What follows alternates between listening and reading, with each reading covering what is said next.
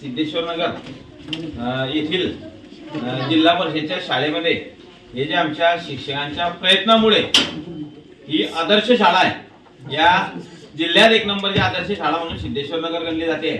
या सिद्धेश्वर नगरच्या शाळेमध्ये तुम्ही बघा, इथे कॉम्प्युटर्स आलेले आहे या विद्यार्थ्यांना शिकण्यासाठी, टॅबलेट्स आहे। या याच्यामध्ये संगणकाची माहिती, संगणकीय युग आहे, या युगामध्ये पुढे जात असताना या संगणकाचं ज्ञान हे प्रगत झालं पाहिजे, या विद्यार्थ्यांना प्रगत झालं पाहिजे, असे हे गरीब जनतेचे गरीब मुलं या सिद्धेश्वर नगरच्या शाळेमध्ये इथे शिकतात। त्यांना इथे आमच्या शिक्षकांचं, मी माझ्या सिद्धेश्वर नगरच्या मुख्याध्यापकांसह संपूर्ण शिक्षक बंधू भगिनींचं मनापासून त्यांना धन्यवाद देणार आहे की या जळगाव जिल्ह्यात आदर्श शाळा म्हणून जी शाळा सिद्धेश्वर नगरची आहे, त्या सिद्धेश्वर नगरच्या शाळेत हा जो उपक्रम जो आहे, हा शालेय उपक्रम जो कॉम्प्युटरचा वगैरे, हा इथे त्यांनी उपलब्ध करून घेतला आणि त्यांची तळमळ आहे विद्यार्थी घडवायची, आणि ते विद्यार्थी घडवताय अशा माझ्या गुरुजनांना मी मनापासून त्यांना इथे वरंगाव नगरीच्या वतीनं धन्यवाद देतो, त्यांचे अभिनंदन करतो। त्यांच्या पाठीमागे मी आहे, आम्ही सर्व त्यांच्या पाठीमागे आहे। एवढा जर ते काम करत आहे तर या क्रीडांगणाला निधी द्यायला पाहिजे की नाही पाहिजे। आज हे संगणकीय युगाच्या ते कॉम्प्युटरचं ज्ञान अवगत आहे, हे खेळाचं सुद्धा या मुलांना तिथे ते निरोगी राहण्यासाठी क्रीडांगणावरचे खेळ खेळले पाहिजे की नाही तुम्ही ना?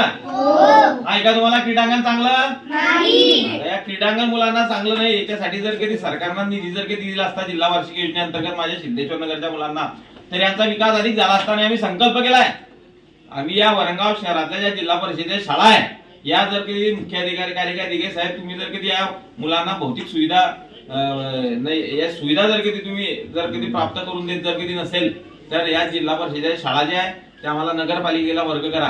मग आमची तुम्ही स्टँडर्डपणा कसा असतो, पुरे बुद्धिमान आहे, गरीब मुलांचे लोकांची मुलं आहे, तरी ते इंग्रजीतनं बोलता, त्यांना विचारलं व्हॉट इज युअर नेम,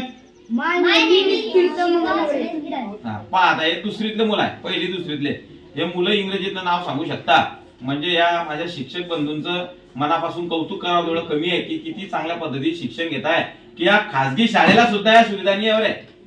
या शाळा ज्या आहेत या शाळेने इथे प्राप्त करून दिल्या, ही माझी वरंगाव ही जळगाव जिल्ह्यात एक क्रमांकाची आदर्श हे शाळा ज्या हिच्यात आहे। मी अजूनही मुख्याधिकारी महोदयांना, मुख्य कार्यकारी अधिकारी महोदयांना आणि राज्यकर्त्यांना विनंती करतो की क्रीडांगणासाठी विशेष अशा प्रकारचा निधी तातडीनं 12 कोटीमध्ये हिच्यामध्ये तातडीने दिला गेला पाहिजे। नाही जर दिला तर मी या पोरांना घेऊन, वरंगावकरांना घेऊन जिल्हा परिषदला तिथे सर्वांना तिथे येऊन बसतो, मग का तुम्ही निधी कसा देता आणि पाहतो। मग त्या निधी हा शासनाचा आहे, निधी जनतेचा आहे, तो जनतेचा निधी दिला। आदरणीय देवेंद्रजी फडणवीस साहेबांचे विचार तुम्ही बघा, ब्रॉड माइंडचा मोठ्या मनाचा मुख्यमंत्री या राज्याला मिळालेला आहे की आज या मुलांचा विकास झाला पाहिजे, याच्यासाठी या संगणकीय कॉम्प्युटर त्यांनी उपलब्ध करून दिले। साधी गोष्ट नाही आहे, म्हणजे अशा मुख्यमंत्र्यांच्या कार्यकाळात जर कधी खालचं प्रशासन जर असे रिकाम्या कामं करत असेल तर मला असं वाटते ही अन्याय जो आहे, ही सपत्न भावाची वागणूक जी आहे ती बंद केली पाहिजे। आणि या निधीसाठी ज्यांनी मोगरी घातली असेल ती मोगरी उलटी घालण्याची सुद्धा ताकद आमच्यामध्ये त्या माध्यमातून आहे। त्याकरता गरीब जनतेच्या विकासाच्या आड येऊ नका, जे आहे शासनाचा निधी जो येऊ द्या, त्या निधीमध्ये जर कधी तुम्ही असं जर कधी विरोध जर कधी करत असले तर या गावाचं जो अन्याय होतोय तो अन्याय खपून घेणार नाही। आणि आता आम्ही सर्व विद्यार्थी सक्षम झाले ना, आता क्रीडांगण पाहिजे ना तुम्हाला?